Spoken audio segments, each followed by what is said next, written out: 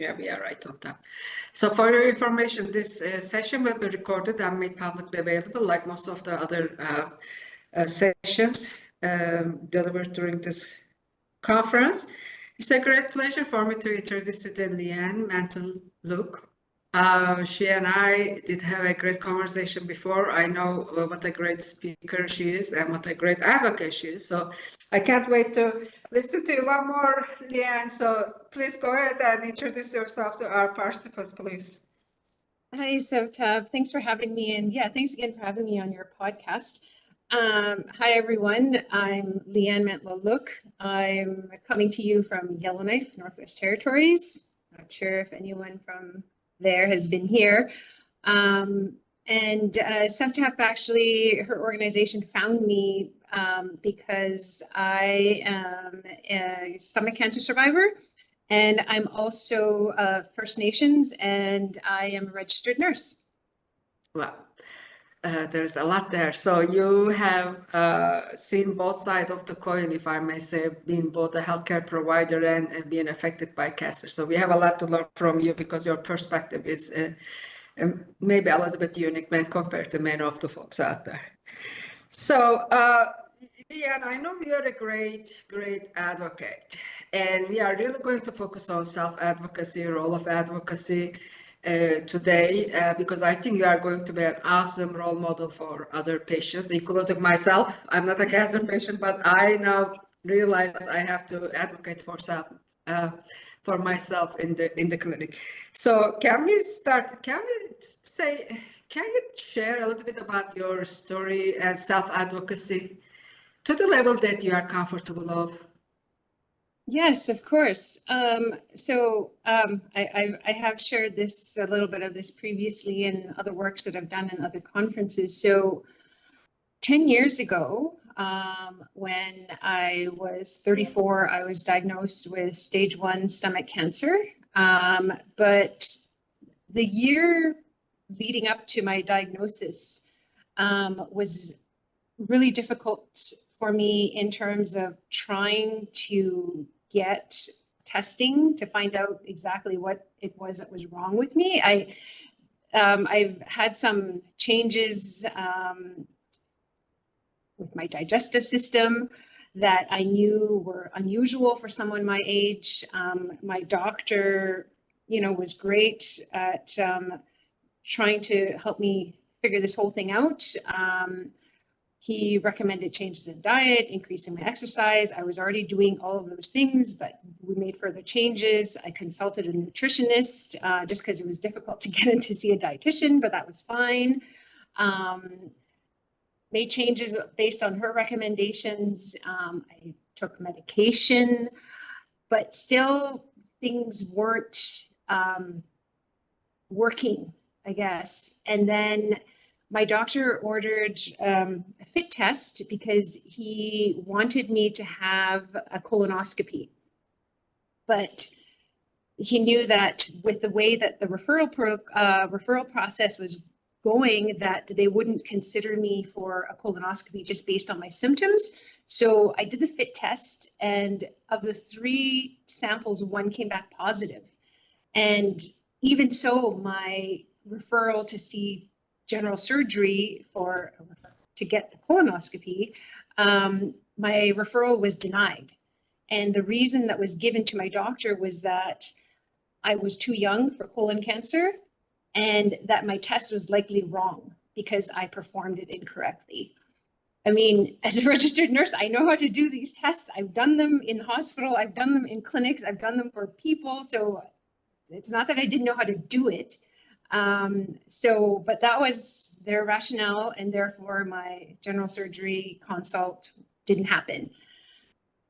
We continued to do this in different ways. So finally my doctor, he had to go away for work, and he said, we'll revisit this when I get back. But in the meantime, obviously, if things change, go see the person who's covering my practice, go to emergency if you need to, but we're going to figure this out. In his absence, I ended up seeing another doctor, a locum, and that was for stuff unrelated to my colonoscopy referral or lack thereof. And when I was telling her my story, she, as a locum, basically said, you know, I know that there's a process, but maybe there's a way to work around the system. And then if it comes back to me that I did this incorrectly, then I'll just take the blame for it because I'm a locum, but we need to get this figured out. So she directly referred me to gastroenterology. And then based on my symptoms on the referral documents, they saw me right away. They gave me an appointment within a few weeks. And then based on that assessment, I was booked for a colonoscopy in 2 days. And then, so the colonoscopy, after the procedure, the gastroenterologist said to me, you know, I'm glad we did this because you had 3 polyps that needed to be removed, and very unusual for someone your age. And he said, we'll do this procedure again in a few years. Obviously, depending on your symptoms, we'll do it sooner. But he said, just to rule everything else out, we'll schedule you for a gastroscopy. And we'll make that a routine test. So I had my initial endoscopy in February, didn't think any more of this until I got a call for a gastroscopy appointment in July of that year. So just a few months later. And the day I went into for the procedure, I just remember feeling that there was something horribly wrong with me. I couldn't pinpoint it exactly, but never ever considered that it would be cancer. So did the test, woke up. The general surgeon who performed the test was not the one who refused my referral, it was a different visiting doctor. They said when I woke up, you know, everything looked fine. There was some redness in the lining of your stomach. We took some biopsies. And then she said the next words, which I still remember, she just said, I don't think it's anything sinister. And that was when I just felt like my stomach literally just dropped. And then went home, didn't think anything of it. And then it was actually my husband who mentioned this like a few weeks later. He said, shouldn't you have gotten the call that everything was all good by now? Usually they call you within 2 weeks to say, everything's fine, we'll see you in 2 years. Never happened. And at that time, we were actually in Edmonton on a short trip. And so I just made a mental note, I'll call the clinic when we get home on Friday or whatever. And then the following morning, my gastroenterologist called me. I remember it was 8:05, and I thought, oh, it's a little bit early. I knew the clinic opened at 8, but anyway, I just said, hey, Dr. So-and-so, what's going on? And he just said, I need to talk to you. Are you able to come in to the clinic? And I said, no, I can't. I said, I'm not in town. I said, I'm in Edmonton. And he said, oh, okay, good. He said that works out better. And I said, what's happening? And he said, I need to tell you something. I need you to sit down. Are you alone? And I said, no, my husband is here. What's going on? And I was getting afraid. And I got my husband to come, and then the doctor just said, no other way to say this, but you have cancer, my girl. And everything just changed in that moment. But right away he said, I'm really happy that you're in Edmonton. I already talked to my colleague, he's a surgeon at the university. You have an appointment there today. Can you get there within the hour? And everything happened really quickly after that. And so this whole process took us a year to find out what was wrong with me, but I didn't expect it to be cancer. Wow, yeah. So much to unpack here, but I just want to say, like, I'm sorry that you got cancer, but I'm really glad that you had that one doctor who believed in you and wanted to do that test for you so that you can get the care. So going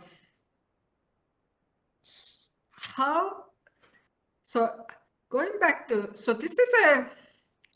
I have very conflicting feelings about advocacy in the clinic because I believe that everybody should get equal treatment, equal opportunities for care, right? It shouldn't require someone else or the patient to actually advocate for themselves to get the future care. But we know that there are barriers. There are barriers, particularly for certain socio-demographic groups, indigenous communities traditionally have been in that space, so as LGBTQ as well.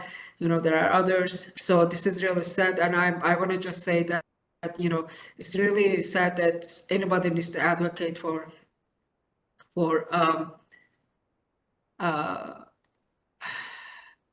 I know my video is gone, but I'm still here, folks.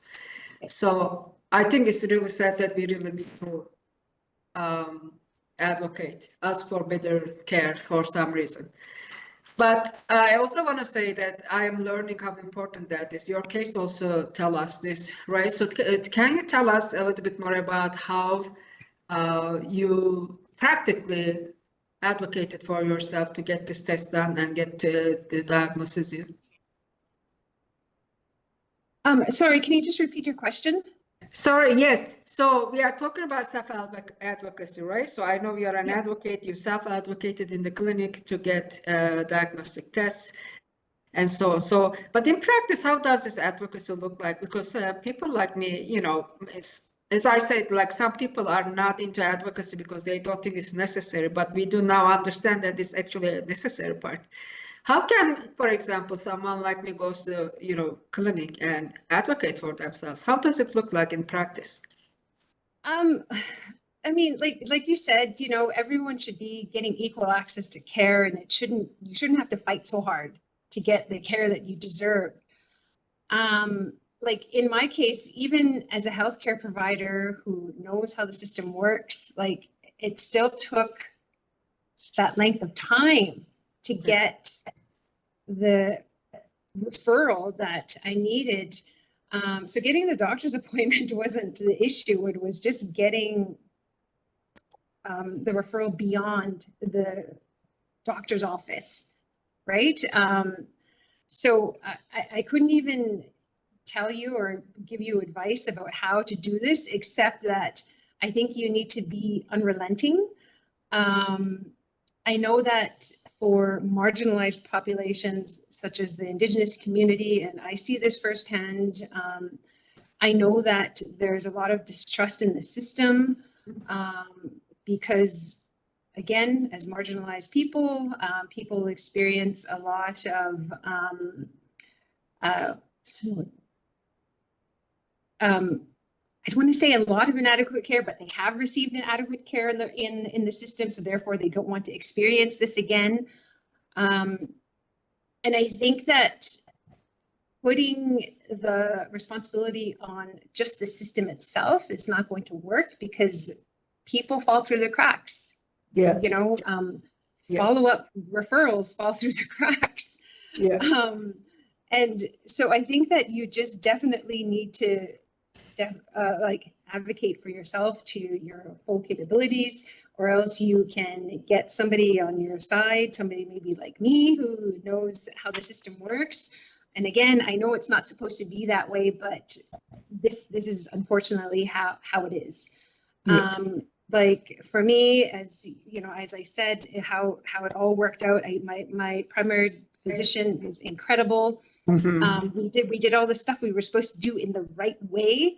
But even then, as somebody who was a longtime practitioner here, they couldn't get in. And it took somebody from the outside coming in to start this whole process. And yeah, I couldn't even say, you know, I don't have concrete advice except that you just definitely have to be unrelenting and be unapologetic about trying to get the care that you deserve, because you have to. I like this unapologetic. So I apologize. My camera is not working on my laptop, but the room is working. So, but I'm still here and listening to very attentively. So Lianne, again, I think it's really important, and thanks to you and other advocates, self-advocates, I actually, like myself, started to advocate in the clinic, right? Because my family doctor, she's great, but she easily dismisses my symptoms. So symptom dismissal is not always a great thing, particularly in case of serious diseases such as cancer. I understand that certain symptoms may be asymptomatic, but especially in the presence of positive fit test, not being able to get a colonoscopy right away is actually very disturbing to me.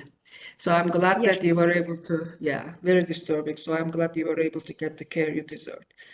So you were also quite young when you were diagnosed. Maybe this is also one of the reasons they dismissed you so easily.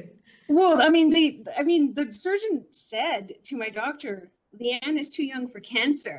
Therefore, the test was wrong or she performed it incorrectly. I mean, I don't know how you perform a fit test incorrectly, but okay. Exactly. Right. So, but you are not alone. I think, Lianne, you also know that there are many, many patients who had symptoms dismissed in the clinic because of their age, because their physicians, healthcare provider thought that they were too young to get cancer. We know that this is not the case. Cancer can affect anyone at any age. Even infants are getting cancer, and certain cancers are increasing in incidence in young people as well. So I think we really need to adapt to the trends, be vigilant, and also educate our um, um, healthcare providers. So again, thanks for this opportunity to raise awareness about young individuals getting cancer as well. So you had stomach cancer, is that correct? Yes. Yes, it is. Yeah. So let's use this opportunity to raise a bit of awareness about this disease. What kind of symptoms or risk factors or anything that other people should be looking for so that they can think, oh, I actually need to go to my physician and get this checked. I thought you were going to be doing I that am for going to me. do that. Okay, I can do that. Thank you. All right.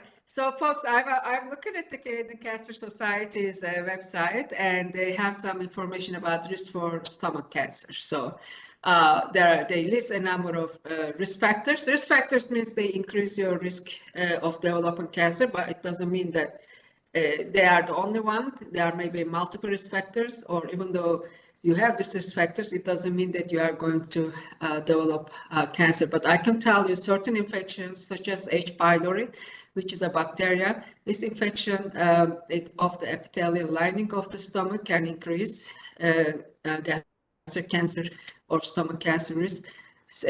Consuming tobacco and alcohol, family history of stomach cancer, certain genetic conditions, a very small part of stomach cancers are hereditary in nature. So that means, there are certain DNA characteristics inherited from the parents, one of the parents, that increases our stomach cancer risk quite significantly. Certain stomach conditions, previous stomach surgery, and working in the rubber industry, so that means occupational exposure, some sort of excess weight, and salt to food. So these are some of the risk factors that the Canadian Cancer Society listed.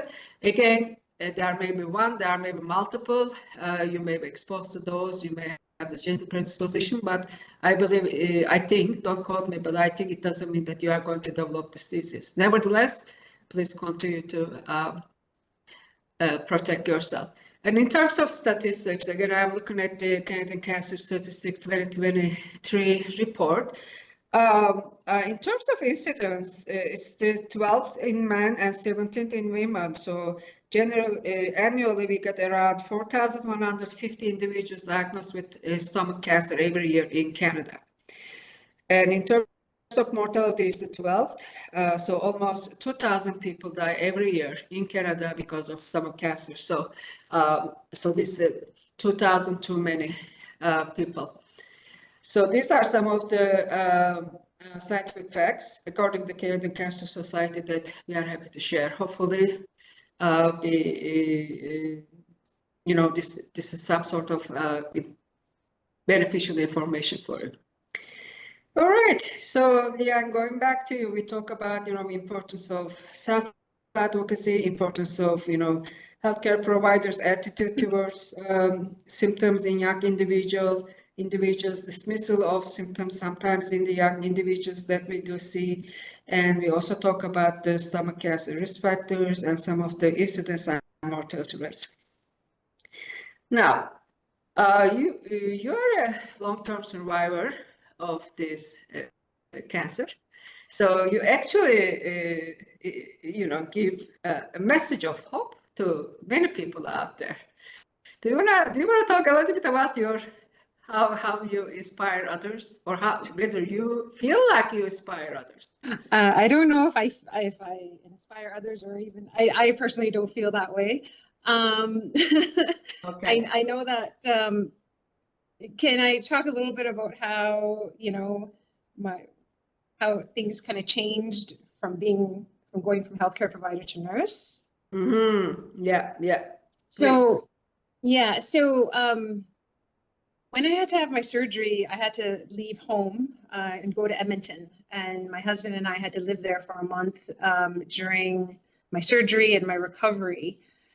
And it was while I was a patient that I started to think about how my journey kind of got me to this place, to where I was able to have my life-saving surgery to remove the cancer.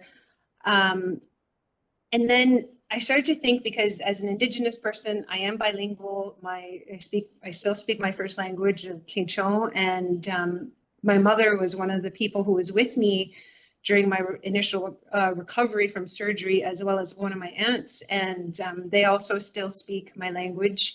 My mother is a retired educator, but what she did before in her work was she promoted our language and culture. She was also a language teacher, and I started to think about what this situation would have been like for somebody who didn't speak English, and how they would have navigated the system. So where we live here in the north, and I can't speak for anywhere else in Canada because I don't know, but here in the Northwest Territories, we have health centers that are run by advanced practice nurses. I was one of those nurses. I worked in my home community for a while. And we have interpreters in clinic. And typically the interpreters are local community members who work in the clinic, and they speak on behalf or for the clients or the doctors when they come in, because we have a lot of non-Indigenous healthcare providers here. And so they would have had to share their symptoms with the third party under the impression, hope that they would be providing the correct information to the healthcare provider, and vice versa. So that's where, I started really considering, I guess, my position as a healthcare provider, and how daunting this whole process has been in the past and still continues to be. And how difficult it would be for somebody who is a non-English speaker to go through all of this. Yeah. No, I hear you. So I mean, there's something related in the chat box about the importance of language. Can you hear me? Sorry, can you hear me? I can hear you. Oh, okay. Yeah. So there is something related in the chat box as well. The importance of language in getting care, importance of patient navigators for indigenous population, and so on. So this is. Yeah, thanks again for pointing out to that. I think that's really important. So you are in Northwest Territories, is that correct? Yes. Yep. All right. So in which language do you get care over there? You mean the primary care? Yeah. English. Yeah. English, is it? Okay. But I'm hoping there are translation services available to the population, indigenous Yes, community. of course. All right. Yes, that was what I was saying about the interpreters being in the communities here in Minnesota. Yeah. No, that's absolutely wonderful. So the similar thing, if there is no interpreter, then I think the indigenous patient navigators, at least the ones that I know here in Newfoundland and Labrador, try to provide this translation if they are coming from the community. So wonderful. So any final words, any messages, Hope? Is there anything that you want to share with the next patient in line, next person who wants to self-advocate in the clinic, or anyone just want to advocate like yourself for better conditions for cancer patients? I don't think I'd have any more advice other than what I've already said. Yeah. I mean, I know it's easy to say to fight for the care that you deserve, but I mean, other than that, and just like I said, just be unrelenting and unapologetic. Yeah. If I could just leave you with just a little kind of story in my last few minutes,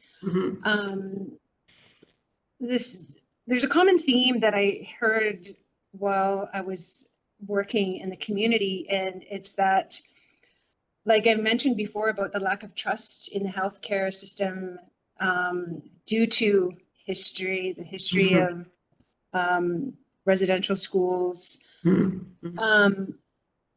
So when new healthcare providers come into the communities, or even just here, especially in our present situation of lack of healthcare providers, we have a lot of locum services. So the thing I heard the most was, especially when it's a female patient, a female Indigenous patient, if they've been having symptoms of, various things, they would never unpack all of this at the first doctor's appointment. And so my question would be, why aren't you telling them the entire story? Why aren't you telling them everything? And I mean, it's easy for me to say that. And again, maybe it's because I'm a completely different generation. I work in healthcare, or I'm more direct compared to most Indigenous people where I come from. And the response was always, I don't want to tell the doctor everything because I won't see them again after today. My next follow-up appointment is going to be with somebody else. And then I'm going to have to share the story all over again. And for one particular person, it took 6 visits for them to reveal the major problem that they've been having with their health. And only then were, further tests ordered. Not even just blood work, but like further invasive tests. And all I could think about was the time it took to get to that point. It was months of doctor's appointments when it could have been done initially, maybe after the first 2, but I can see where they're coming from. They just don't want to invest in a relationship with the healthcare provider because they're not going to be there anymore after that day. And it's just, why would they put themselves through all of this? Yeah. Absolutely. Very touching words again, Lianne, and I'm not surprised knowing how well you speak and how real your stories are. So no, thank you so much. I encourage you to look at the chat box because there are a couple of people who are commenting and praising your advocacy and everything else. But I think for now, I just am going to say thank you very much. Hopefully, we as a society will do so much better in terms of equity and in terms of decolonization, in terms of providing culturally safe and appropriate care to Indigenous communities in Canada. And hopefully we will advocate for better conditions for everyone as well. So I want to thank you from the bottom of my heart for advocacy. And we learned so much from you. This was a great learning moment for many of us. So thank you so much. Thank you so much for having me, SevTap. And if anyone wants to get in touch with me for whatever reason, SevTap and her team have my contact info. Yes, and we will certainly connect. Thank you. See you. All right. All right, Okay, take bye. care, everybody. Take care. I'm sorry my camera is not working. All of a sudden it stopped working, but I'm still here, folks. Now.